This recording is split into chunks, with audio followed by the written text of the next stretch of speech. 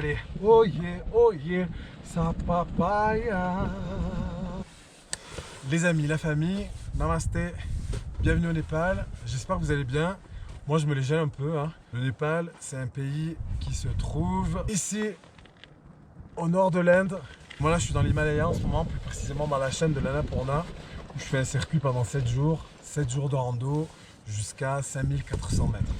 Donc aujourd'hui, je voulais vous parler de l'Anthropocène. Avant de vous parler de ça, hop là, il faut que je vous fasse un petit rappel de géologie pour que vous compreniez bien de quoi je veux parler. Vous avez sûrement déjà vu, quand vous regardez une falaise ou le flanc d'une montagne, des couches superposées. Ces couches superposées, c'est ce qu'on appelle des strates. Ce sont des couches de sédiments qui se sont déposées au cours du temps.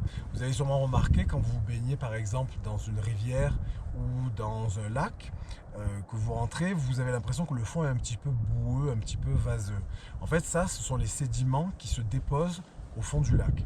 Et bien, ces sédiments, au cours du temps, ils se déposent et ils finissent par se superposer en plusieurs couches. Et sous l'effet de leur poids et sous l'effet de la gravité, ils se compactent, ils se déshydratent et ils forment des roches. Et c'est ce que vous voyez quand vous regardez une falaise ou une montagne. Et en fait, en étudiant ces roches, on peut déterminer différentes époques et on peut retracer toute l'histoire de la Terre.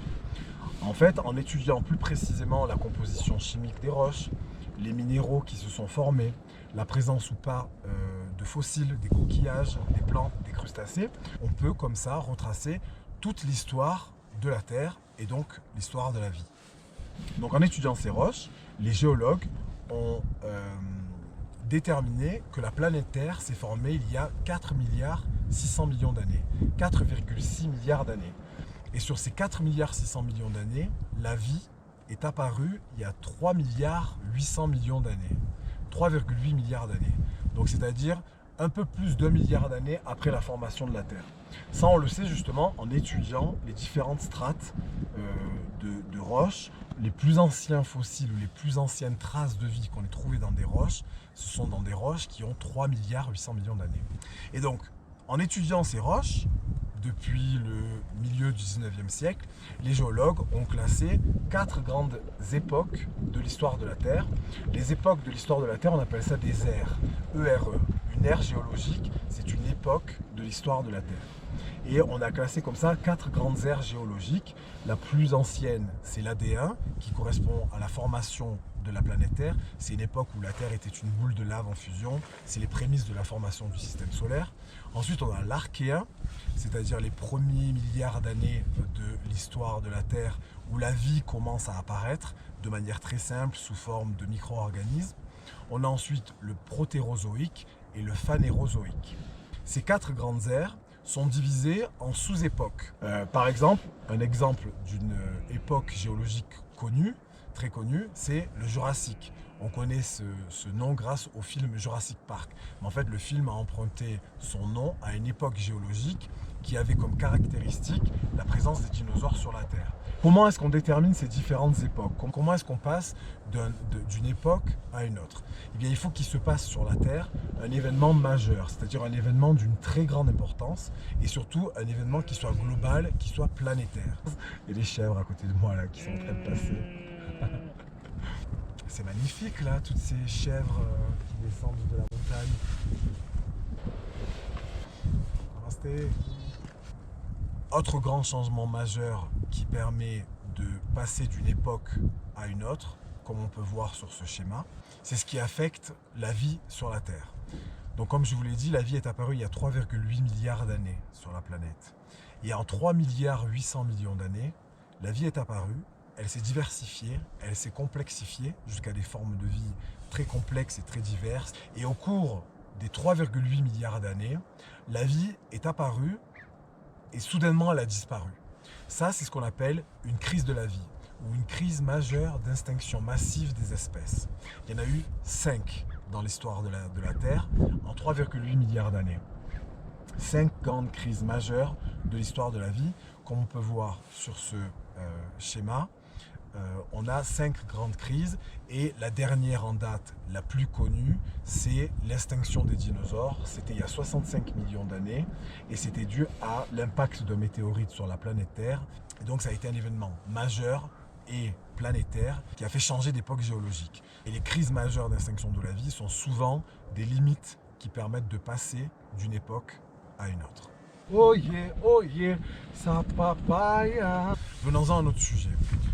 Je vais vous parler de l'Anthropocène. Donc qu'est-ce que l'Anthropocène? En latin, anthropos, c'est les êtres humains. Cène, c'est l'époque. Anthropocène, c'est l'époque des êtres humains. Peu de gens le savent, mais nous sommes passés dans une nouvelle époque géologique qu'on appelle l'Anthropocène, donc l'ère des êtres humains. Je vous l'ai dit, on était dans une époque qui s'appelle l'Holocène, on passe dans une époque qui s'appelle l'Anthropocène.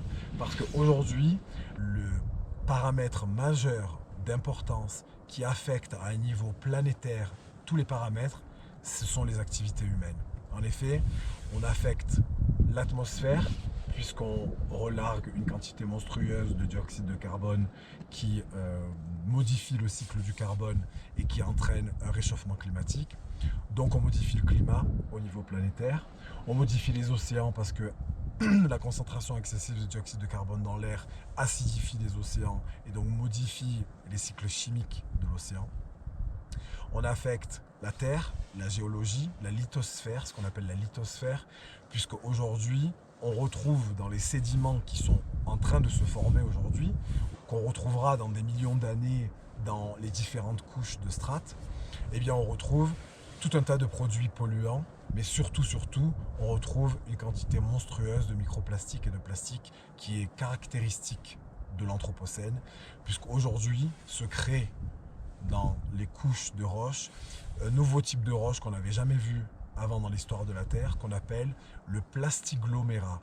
Le plastiglomérat, c'est-à-dire un agglomérat de microplastiques, de bouchons de plastique, de bouteilles de plastique, de coton-tige, de brosses à dents, de bouteilles de gel douche qui s'accumulent les uns aux autres. Comme on peut voir cette vidéo à Katmandou, c'était monstrueux. Mais ça ne se passe pas qu'à Katmandou parce que ça se passe dans tous les fonds des océans, dans la mer Méditerranée et dans tous les endroits du monde. C'est un événement planétaire et global où les plastiques s'accumulent, viennent se sédimenter pour former une nouvelle couche sédimentaire dans laquelle on va retrouver donc ces plastiglomérats, ces produits polluants et également des isotopes radioactifs, puisque dans les années 50, on a fait péter des bombes nucléaires dans l'atmosphère ou dans les océans. Les Français étaient les champions pour ça en Polynésie française. Et ces isotopes radioactifs se sont retrouvés sur l'ensemble de la surface du globe et on les retrouve aujourd'hui dans les couches sédimentaires qui sont caractéristiques de notre époque. Mais le plus important et ce qui pour moi je pense délimitera réellement la limite entre l'Holocène et l'Anthropocène, ce qui nous fait réellement changer d'époque géologique, c'est que nous sommes rentrés dans la 6e extinction massive des espèces. Je vous l'ai dit, en 3,8 milliards d'années, la vie sur la Terre a connu 5 grandes crises. Elle est apparue et elle a disparu 5 fois à cause d'événements cataclysmiques, des éruptions volcaniques ou des chutes d'astéroïdes ou des grandes glaciations. Et bien aujourd'hui, ce sont les activités humaines qui causent la 6e extinction massive des espèces. On considère que depuis les années 70, le déclin des espèces vivantes est de plus de 60%. C'est-à-dire que 60% des êtres vivants ont disparu. C'est 53% des poissons qui ont disparu, 44% des grands mammifères, 60% des amphibiens et 50% des oiseaux. Donc, la vie sur la Terre aujourd'hui est en déclin total. Et ce qui est le plus alarmant, c'est que dans les 5 grandes crises que la Terre a connues, la vie a disparu, mais elle a disparu, elle a mis des milliers, voire des millions d'années à disparaître. Mais l'ampleur de la 6e crise de la vie qu'on vit aujourd'hui, c'est que la vie disparaît à une vitesse sans précédent. La vie disparaît en quelques dizaines d'années. Je voulais vous parler de ce sujet parce que je pense que c'est un sujet d'importance, on n'en parle pas souvent. Peu de gens savent ce que c'est l'Anthropocène et surtout peu de gens savent que nous sommes aujourd'hui en train de vivre une époque majeure de l'histoire de la Terre. Et je ne parle pas de la petite histoire humaine de quelques milliers d'années. Je parle de l'histoire de la Terre, de milliards d'années d'histoire de la Terre. Aujourd'hui, on change d'époque géologique, on passe à l'Anthropocène et on vit la 6e crise d'extinction massive des espèces. Voilà les amis, j'espère que ça vous a plu. Je ne vais pas être trop catastrophiste parce qu'il faut rester positif et il faut garder l'espoir. Ce que vous voyez derrière moi, ça s'appelle un stupa.